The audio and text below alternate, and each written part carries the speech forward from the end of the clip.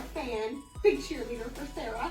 Please stop. For the love of God, please stop. I can't help myself. Okay. Because I'm getting a real sick sense of fun. I know you are, because I know what that, like, the root of that tone was. It's not about positivity. It's like, haha, my turn to stick it to her. Okay.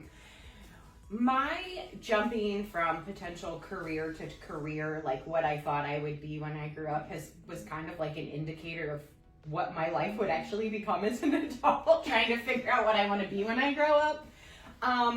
It kind of like ran the gamut. As a kid, I think I remember like setting up my room with my stuffed animals and doing like classrooms and that kind of stuff. So there was a little bit of wanting to be a teacher, because I think I had some really great teachers as a kid, to there was a span to, I thought, oh, a lawyer would be exciting. Not to the degree that you did.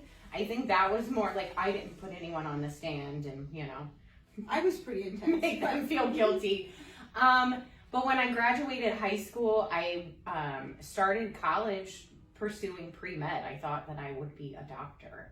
So that's a whole kind of other thing. That's a big jump from setting up like stuffed animals. I know.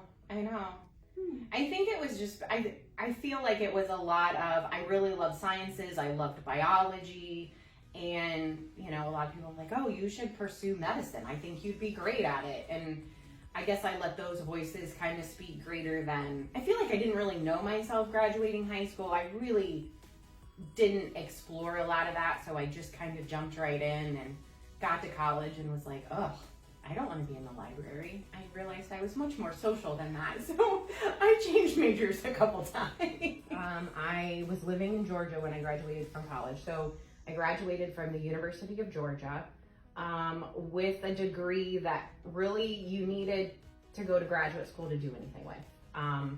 I pursued psychology and sociology early 2000s. I had met who is now my husband. We had gotten married, and I was trying to find a teaching job in the state of Ohio, which at that time was extremely hard. We're in a very different situation now. The only jobs that I could find were in South Carolina and Nevada. And, well, first of all, thank you for not going to Nevada or South Carolina. No problem. No, happy didn't move. So kind of long story short, it didn't financially make sense for us to move across the country for a job at the time that would pay significantly less than what Andy was making, my husband. So I just started applying for jobs locally. Saw in the newspaper, of all things, I feel like I'm dating myself by this entire story, and saw this position and thought, why not? What do I have to lose? Put my resume together, wrote a cover letter, sent it off, really didn't expect to hear anything, and got a call and interviewed and took the job. Just having no idea what I was walking into, really didn't know the position. Spent 3 years as the chamber director. When I was pregnant with my youngest daughter, I opted to step back and stay home. So I stayed home with my kids for 8 years, ran a small business out of my house, and was actually looking to go back to graduate school to get a degree in family therapy and counseling. Because, go ahead. Well, I know where you're going to go, but Yeah. let me ask the question before you get there. Yeah. So, how did you get here the second time? Sorry.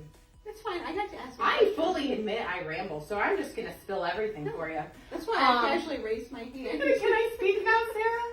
Stop talking, Sarah. The second time, it was kind of a random thing. One of a board member of the organization reached out to me and said, hey, we're looking for somebody. Would you be interested? And full disclosure, I wasn't. I remember. I wasn't. And I looked at my husband and I was like, they want me to come and talk to him. And he goes, what's the worst that could happen? And I said, fine, I'll go. Went to lunch and here I am, 6 years later. How the chamber has changed since the first time I was here, I feel like the shift has changed from we're going to do these events and we're going to do these things this way because we've always done it that way, to really the focus has become on the member. And we're both list makers, which this cracks me up because we're religious list makers. Every week. And, you know, I'm going to get this, you know, we have all these things we're going to get done. And at the end of the day, oftentimes we're like, well, that didn't go as we thought because people are in and out, calls happen. So, you know, there's these pressing issues but, you know, we roll with it. I love it when people say, well, how was your day today? Were you productive? Life happened today. Yeah. Or how was your day?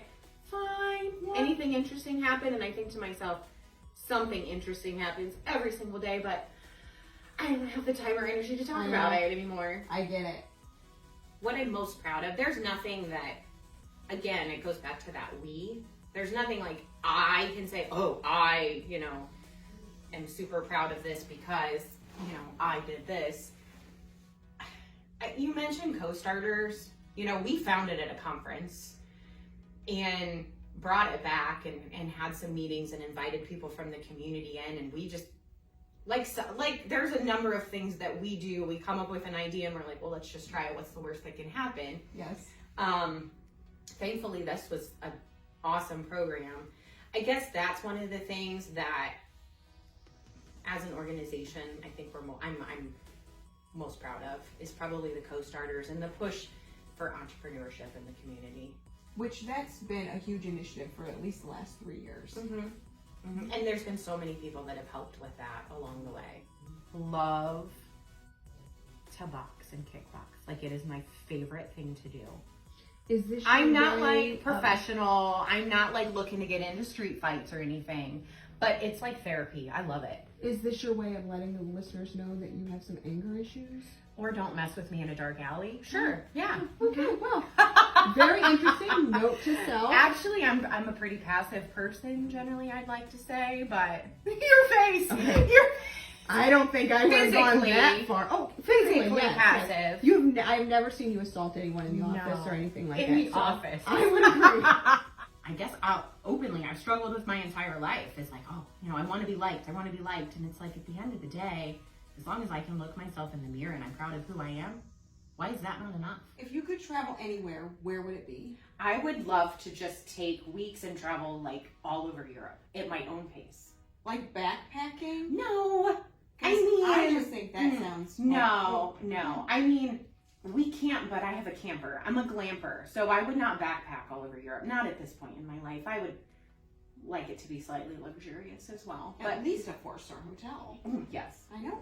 And this is going to sound lame, but like in this very moment in time, what would I buy if I had the funds available? If it's not, it better not be like some weird foofy vacuum or something. Oh, no. Okay. I mean, it's a little nicer than that, but I would like completely deck out my backyard. Like, get my whole like vision, like I'd get the pergola, the whole like outdoor girl. It's kind of lame, but I'm a middle-aged woman. This is the kind of stuff that, you know, makes me happy. It's not lame, but I think this is a very stark comparison. Sarah would have her backyard done. Renee would buy a small island. There is a very because big you would already backyard. have the small island and I would come visit you. And you would be welcome. But my dream job? Serving you drinks on your small island. Margaritas, baby.